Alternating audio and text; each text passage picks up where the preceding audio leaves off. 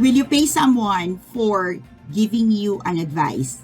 Is it worth paying a person for advice that you can get for free? If you are one person who struggle about paying someone for an advice, or you are one coaching professional and your clients don't want to pay you, or the people around you don't want to pay you because they can get a free advice, then this episode is for you. Today's toolkit that you can snag for free but only for a limited time offer, I'm going to be demystifying the 5 common misconceptions about life coaching and counseling or advice giving. Welcome to Day 23. We are still on a runway of our 100 Days Life Coaching Toolkit Mastery series. And for today's conversation, I want to dive closer into what separates a life coach and someone who is in the counseling or advising industry. So let's dive in and tune in for more details of what separates our profession as life coach to those of other professions in the counseling and advising discipline.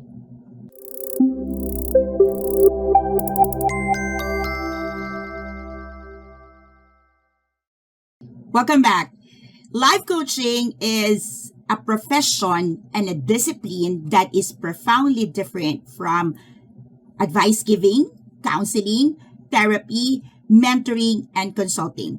It is unfortunate that a lot of people have a misconceptions and kind of confused with this body of disciplines and other professions and other practices and think that what we do as life coaches are the same of these other disciplines.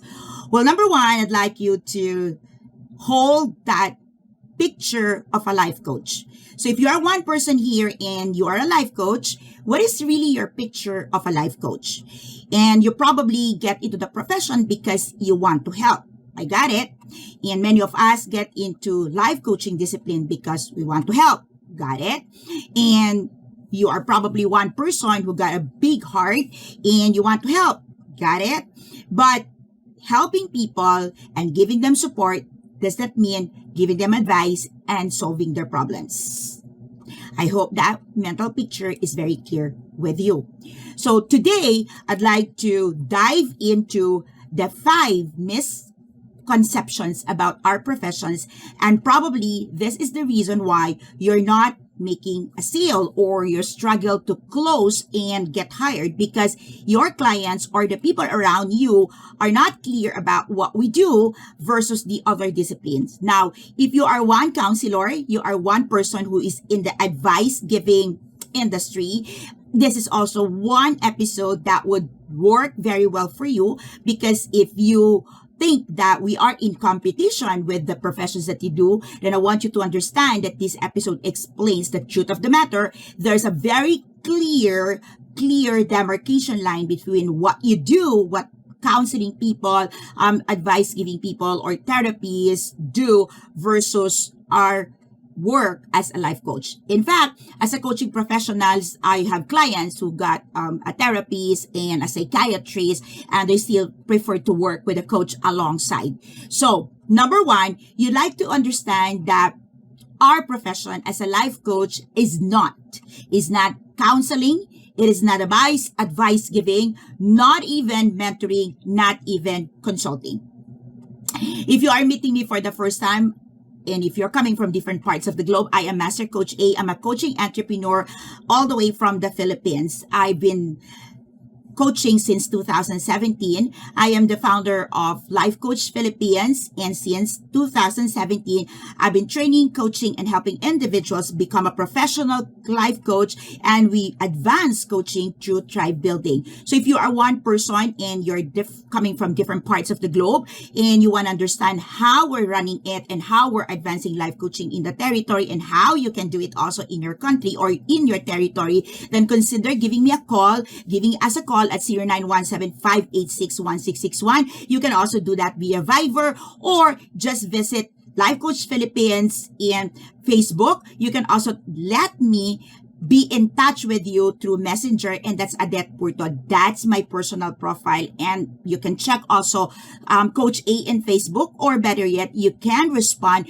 to this video. If you are not yet a subscriber of this channel, consider subscribing, because this is a 100 days runaway, and for 100 days, my heart here is to connect with fellow coaches, especially those who are starting in the professions, or if you have been in the professions and you're not making enough money to sustain your passion to help other people, then this video, this conversation, and absolutely this channel is for you. Make sure that when you subscribe, you also hit that bell so that you get notified, because alongside we publish the video every single day. For this is 100 days, but we publish is in different days and in different hour of the day, because we are also testing on the best time to post our video. So better that you subscribe and click the bell button so that you get notified.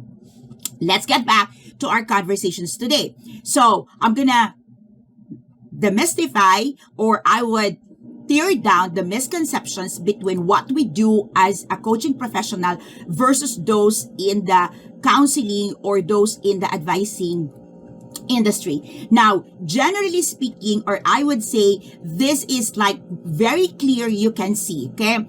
Counseling deals with helping people get well. Okay, so the focus of counseling is for people to be healed from wounds, from emotional traumas. Now, okay, I'm a mental health practitioner, so I'm studying trauma, and I'm teaching trauma master classes as well.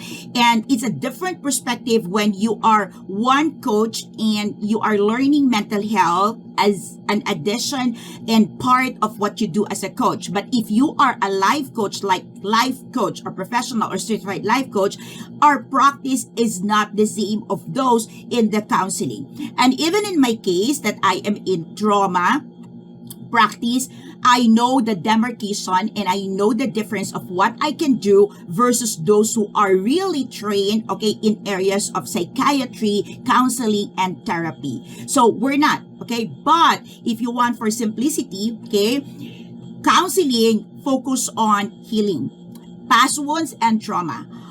Coaching is focused on future. Okay, so that one is like super clear, because one is dealing on the past, and our profession as life coaches is like we're focused. Okay, it's like focus on the past. We speak of the present and we deal on the future. We are future focused. Therapy and counseling is past and wounds. Okay, we are not fixated. Okay, here's the thing: we are not fixated with the past. And yes, on our conversations with our client, we get into conversations of what happened in the past, but it's a backdrop. We're not fixated about what happened in the past, but we are talking about the past, or maybe we want to hear a little more about the past as a background, and to set the tone, or to set the space for actionable strategies for our clients to get results, or for the clients to manifest the results that they want to see in their lives. Now, if you want to talk about coaching as part or of a discipline that would help someone get a result, then here's the thing, okay? Apart from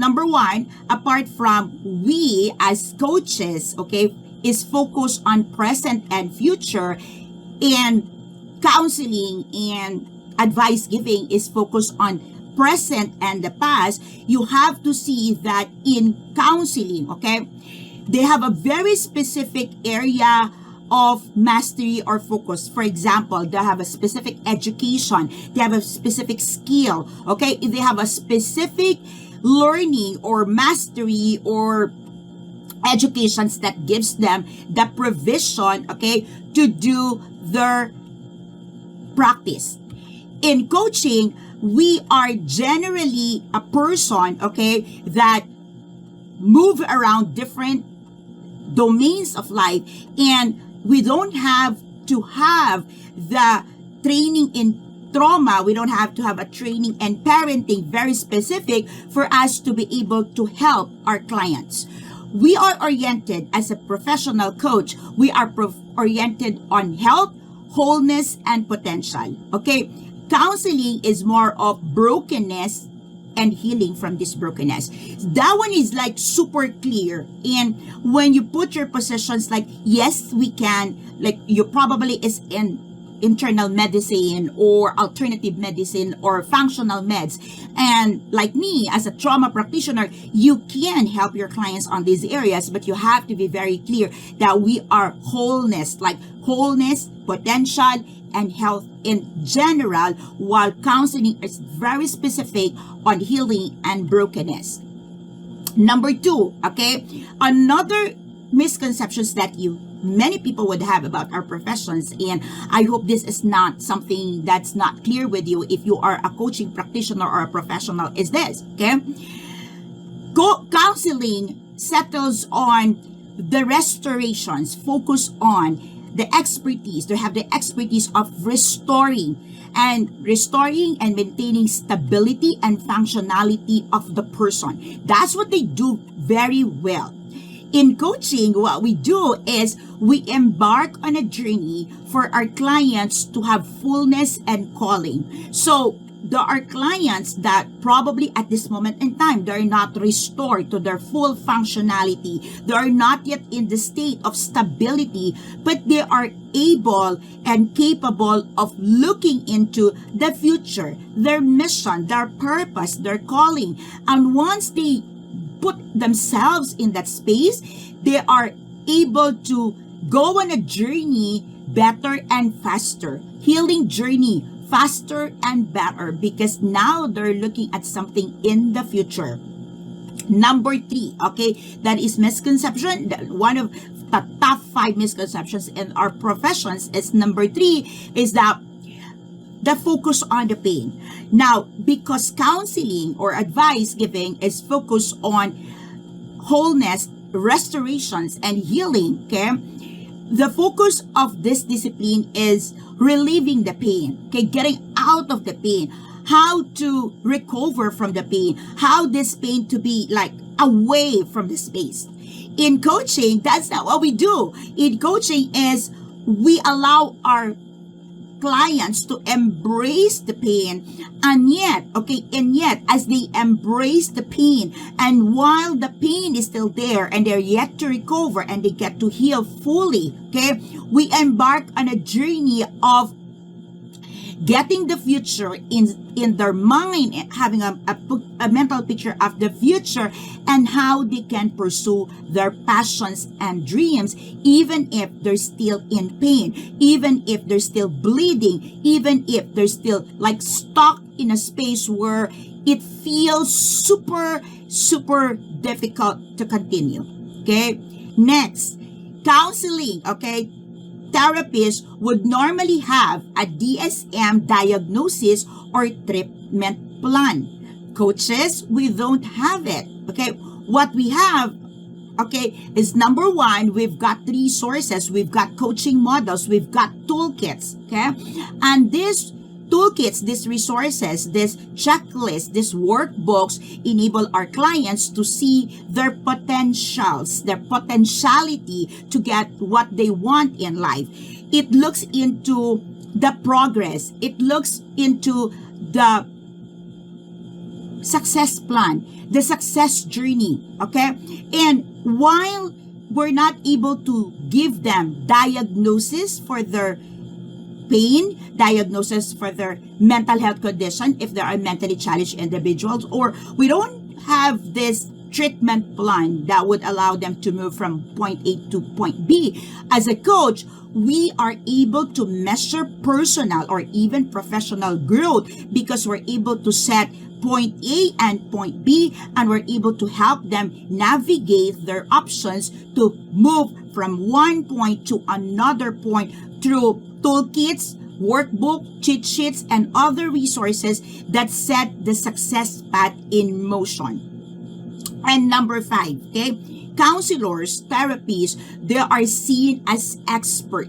They are, okay? So if you are one counselor, and one therapist here, you are an expert, and you provide an intervention, okay? You provide intervention services, you provide advice, you provide insights, okay, that could not be, okay, a client could not get without seeking you. in coaching, okay, so if you are one coaching professional, okay, practitioner, okay, what we are is we are generally seen as a partner, an accountability partner, a guide, a catalyst, okay? We are here to journey with our clients so that they can discover their calling, their purpose, and what's possible for them. So to answer the question that would you or would someone else pay for an advice, the answer is no. Okay, no.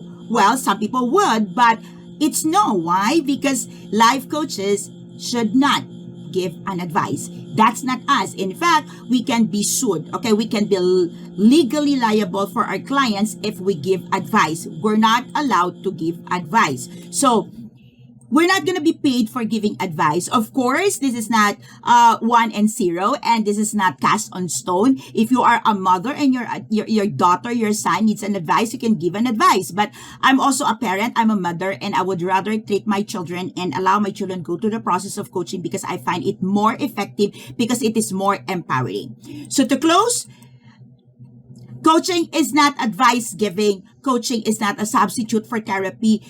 Coaching is not problem solving, and definitely coaching is not an expert opinion. So I hope this episode helped you find that demarcation line clearly. But if you need help and if you still want to dive deeper on how can I help my clients understand more what I do, and how can I help my clients see what more can I give if they're already seeing a counselor, they're seeing already a psychiatrist or a therapist, give us a call at 0917-586-1661. You can visit also our coaching hub where we conduct coaching clinics and see how we do the profession by ourselves, and like yourself, like being able to see it on the run, real time and in focus. You can see me every Thursday. We can have a conversations. We can help you get through the motions of these professions. And if you are one person who've been certified, you're learning from other institute and you're not getting enough support, or you want a support in some areas of your coaching business,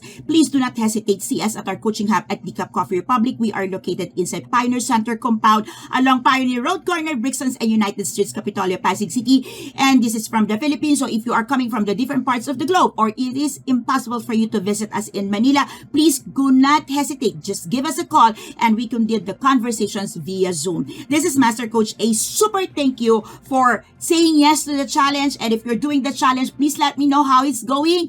This is a 100 days runaway. And if you finish this, trust me, you're going to receive a beautiful surprise gift from Master Coach A. Once again, this is Master Coach A. I love you all. Thank you so much for being with me in this journey. And I'll see you again tomorrow for day 24. Good day.